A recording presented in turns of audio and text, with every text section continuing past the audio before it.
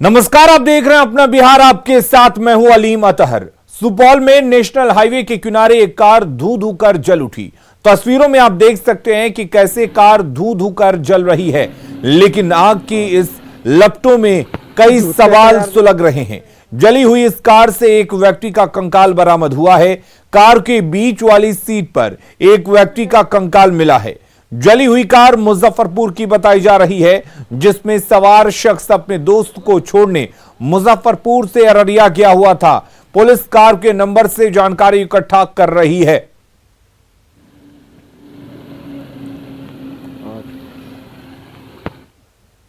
औरंगाबाद के गोबरदहा जंगल से 3 आईईडी, एक विदेशी राइफल और कारतूस के साथ 10 लीटर पेट्रोल बरामद किया गया है।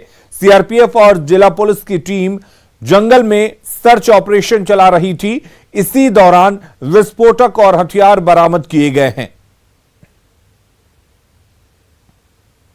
सर्च अभियान चलाया जा रहा था, उसी में जो है हम लोग को 3 आईईडी, एक विदेशी राइफल और 5 राउंड और इसके अलावा 50 लीटर का जो है हम लोगों को वहां पर पेट्रोल और तमाम जो है खाद का सामग्री, खाने वाने का सामग्री वो सब मिला है।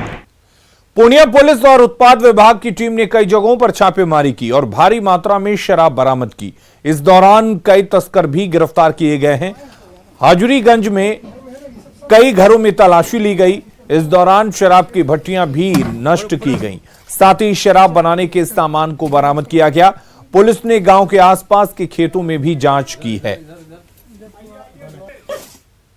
सभी थाना क्षेत्रों में छापेमारी हुई, लेकिन एक विशेष गठित टीम एसपी साहब के द्वारा बनाया गया था, मेरे नेतृत्व में, अनुमंडल पुलिस पदाधिकारी सदर के नेतृत्व में, जिसमें 3 इंस्पेक्टर शामिल थे, एक्साइज की टीम शामिल थी। इन्होंने मरंगा थाना क्षेत्र, सदर थाना के हाजिरगंज और कस्बा थाना क्षेत्र के विभिन्न चिन्हित जगहों पर छापेमारी कर सघन चेकिंग का कार्यक्रम चलाया।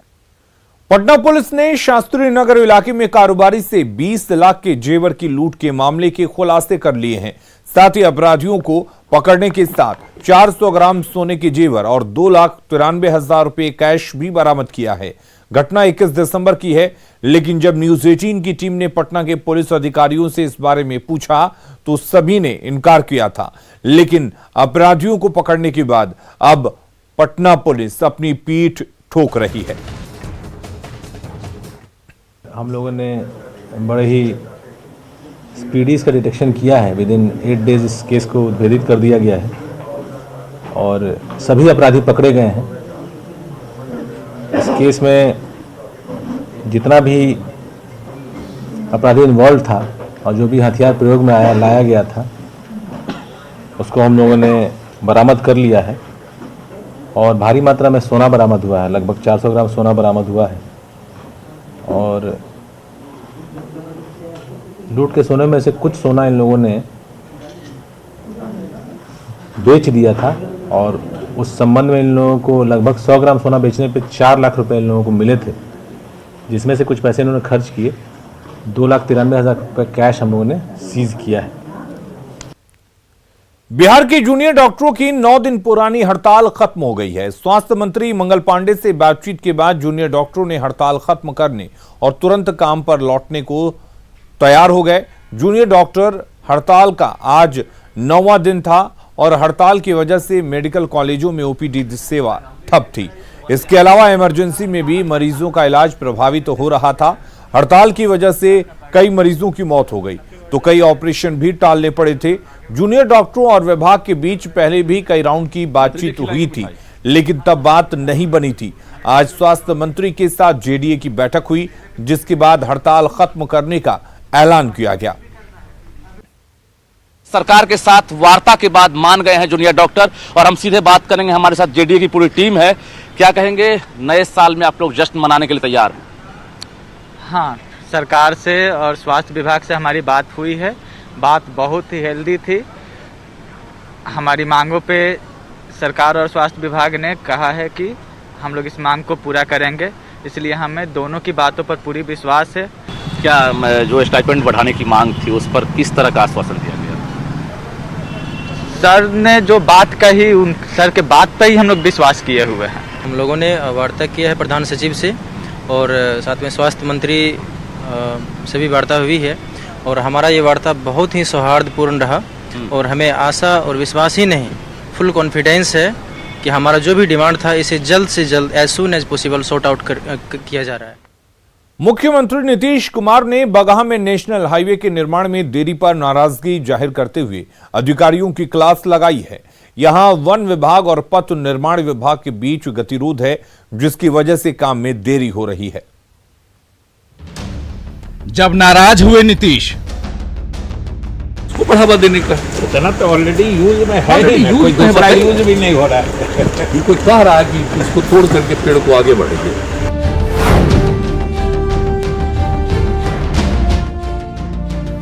अधिकारियों की लगाई क्लास। आएगा देखेगा, वहां बताइए कोई रहने की जगह थी? सब इंतजाम करवा दिया गया कि नहीं करवा दिया गया? बोलिए, आप हैं किस पद पर?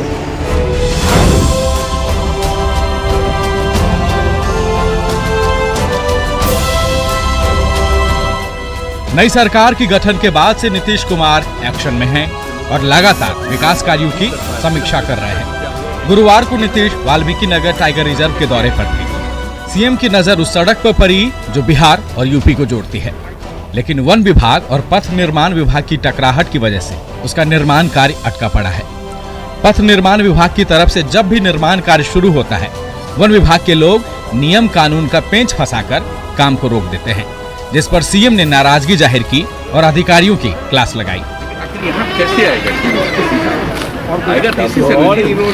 2 साल पहले भी आकर के एक बात देख लिए, लेकिन ये लोग डिपार्टमेंट के लोग पथ निर्माण वाले नहीं कर पाए। फिर हमने पूछा कि क्या मामला हुआ, इसीलिए हम देखने आए। और हमारा मकसद है कि लोग वाल्मीकि नगर जाने में सुविधा हो। वाल्मीकि नगर इतनी ऐतिहासिक भूमि है और ऐसी जगह है, प्राकृतिक जगह है, और मेरा शुरू से ही यहाँ मकसद है कि वाल्मीकि नगर लोग जाएं, और जाने के लिए तो ही रास्ता ही हो सकता है ना। सीएम नीतीश कुमार ने बगहा के गंडक बैराज का भी जायजा लिया और अधिकारियों को निर्देश दिए। नई पारी में नीतीश जिस ढंग से दौरा पर दौरा कर विकास कार्यों की समीक्षा कर रहे हैं, उससे तो यही लगता है कि जो अधिकारी विकास कार्यों में हील हवाली करेगा उसकी खैर नहीं।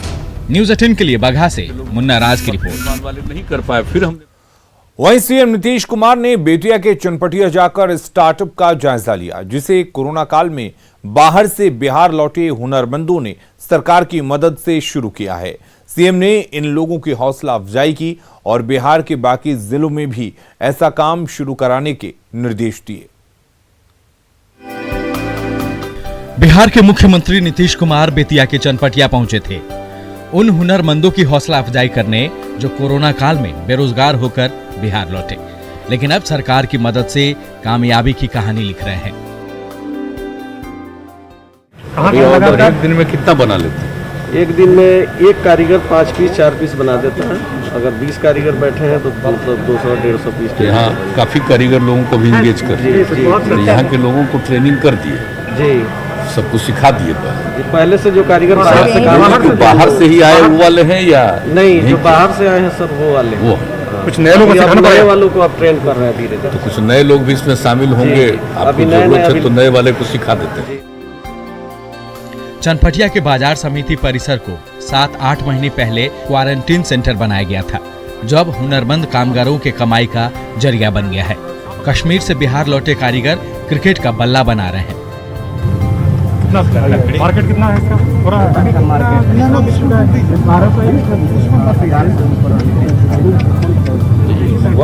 लकड़ी का सारा तो सूरत और अहमदाबाद से लौटे लोग एक से बढ़कर एक साड़ियां और कपड़े बना रहे हैं। दोनों मिला के 600 में। सर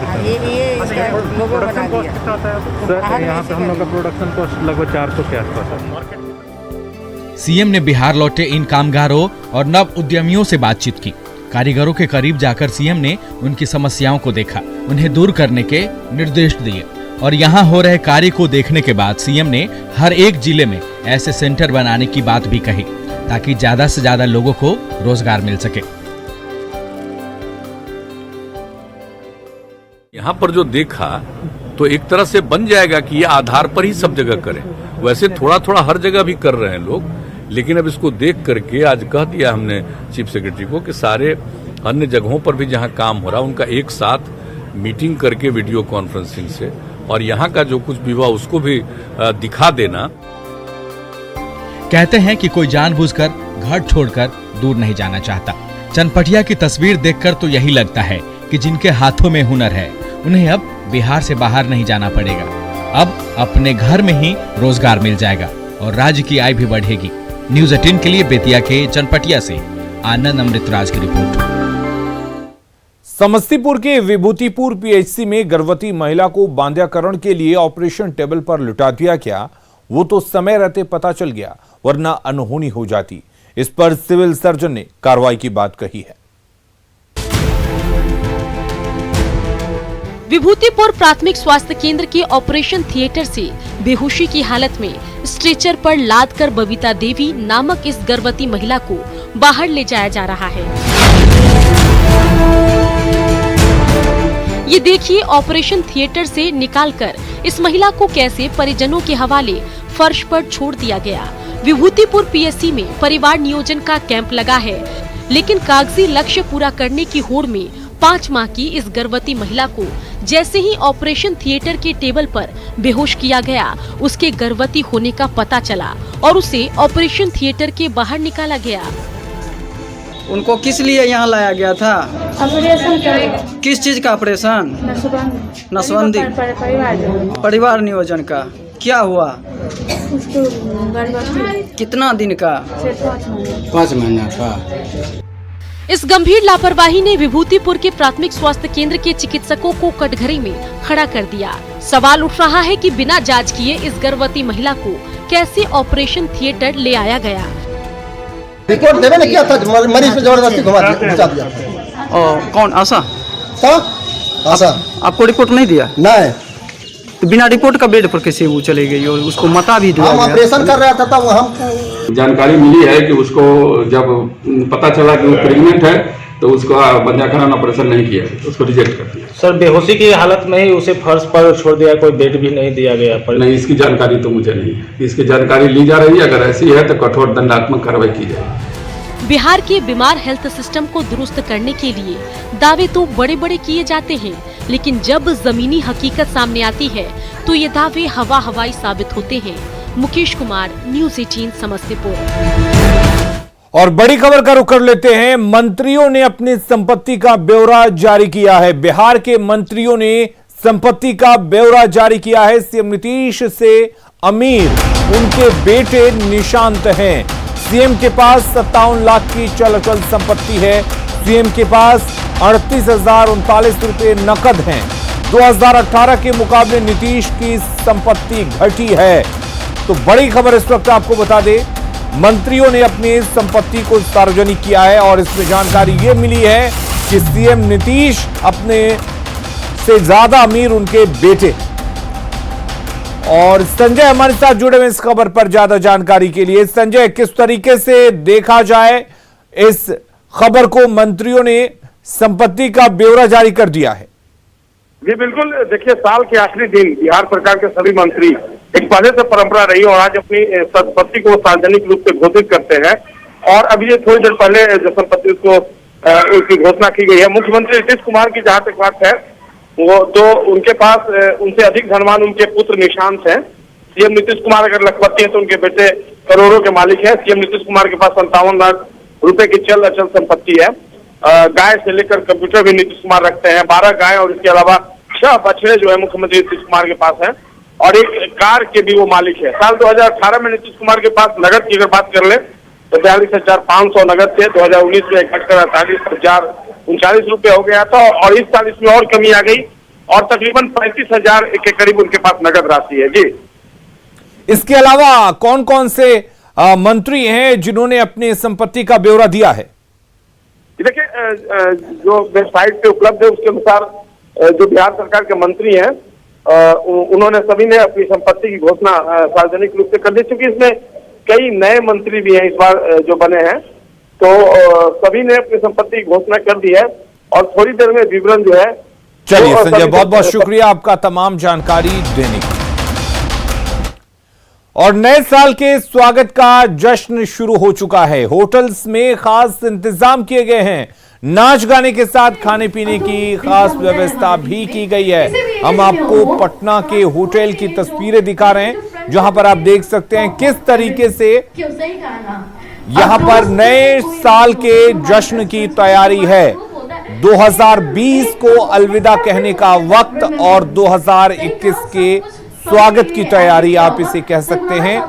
अलग अलग होटल्स में अलग अलग तरह की तैयारियां की गई हैं। हालांकि कोरोना की वजह से इस बार डांस और इस तरीके की गैदरिंग को अवॉइड किया गया है, लेकिन आप तस्वीरें इस वक्त देख रहे हैं किस तरीके से इस बार पटना के लोग होटल्स में नए साल के जश्न की तैयारी कर रहे हैं।